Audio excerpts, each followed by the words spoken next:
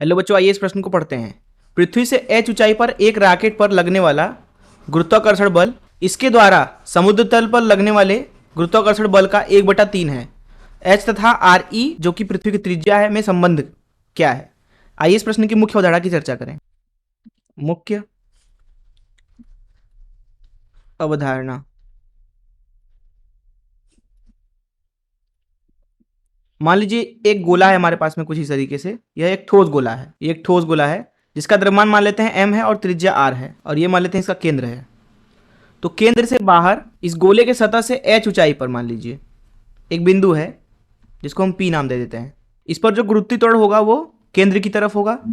अगर मान लेते हैं उसको g से प्रदर्शित कर दिया तो g का मान होगा g बराबर gm भागे r धन h का वर्ग। r धन h है केंद्र से दूरी इस बिंदु P की। मान लीजिए P बिंदु हम क्या करते हैं कि एक द्रव्यमान रख देते हैं m, तो उस पर जो बल होगा वो भी केंद्र की तरफ होगा क्योंकि गुरुत्वीय त्वरण केंद्र की तरफ है, जो कि लिखा जाएगा mg के बराबर, अर्थात द्रव्यमान गुणे त्वरण के बराबर, जो कि होगा g m छोटा m भागे r धन h का वर्ग। तो इस मुख्य अवधारणा का इस्तेमाल करके चलिए प्रश्न को हल करते हैं। यहां पर इस प्रश्न में बोला जा रहा है कि एक हमारे पास में रॉकेट है। मान लेते हैं ये हमारी धरती है, पहले बना लेते हैं ये धरती है, केंद्र ये रहा, इसका द्रव्यमान मान लेते हैं me है, त्रिज्या re है। एक रेखा खींच लेते हैं इस तरीके से। बोला जा रहा है कि जब वो h ऊंचाई पर है तो मान लेते हैं ये h ऊंचाई है और यहाँ पे वो रॉकेट है जो कि उड़ रहा है आसमान में। कुछ इस तरीके से बना लिया हमने रॉकेट को। मान लेते हैं रॉकेट का द्रव्यमान m है। बोला जा रहा है h ऊंचाई पर जो इसके ऊपर बल है वो जब वो समुद्री तल पे होगा तब उसके ऊपर लगने वाले बल का 1/3 है। मान लेते हैं अभी के लिए इसके ऊपर जो बल लग रहा है वो F1 है। समुद्र तल के होने का, समुद्र तल पर बल मतलब कि ये रॉकेट जब धरती पे रहा होगा तब का बल, अर्थात जब ये रॉकेट धरती पे रहा होगा कुछ इस तरीके से मान लेते हैं, तब इसके ऊपर जितना बल लग रहा होगा मान लेते हैं कि F2 लग रहा है। तो जो ये F1 है वो बोला जा रहा है कि 1/3 F2 है। इस अवस्था में हमें क्या निकालना है? h और re में संबंध।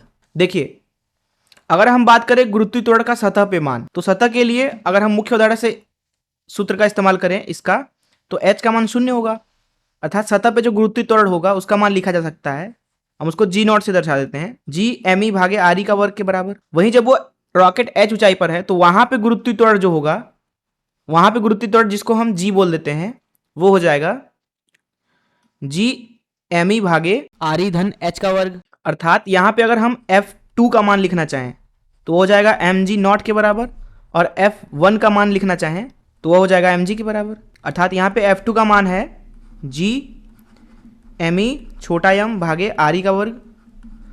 तो इसलिए यहाँ पे F1 का मान हो जाएगा g me छोटा m भागे re धन h का वर्ग।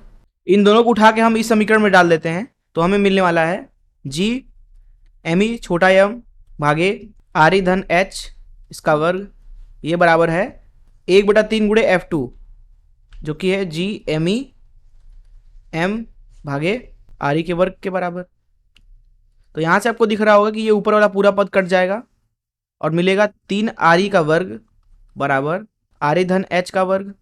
तो यहाँ से आपको मिल रहा है re धन h बराबर धन ऋण वर्गमूल में 3 re।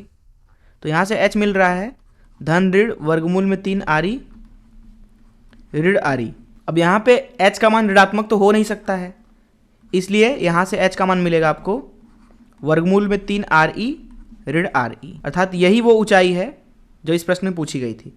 मैं आशा करता हूँ कि आपको इस प्रश्न का हल जरूर समझ में आया होगा। धन्यवाद। और इस चीज़ को आप ऐसा भी लिख सकते हो, re उभयनिष्ठ ले लो, वर्गमूल में 3 ऋण 1।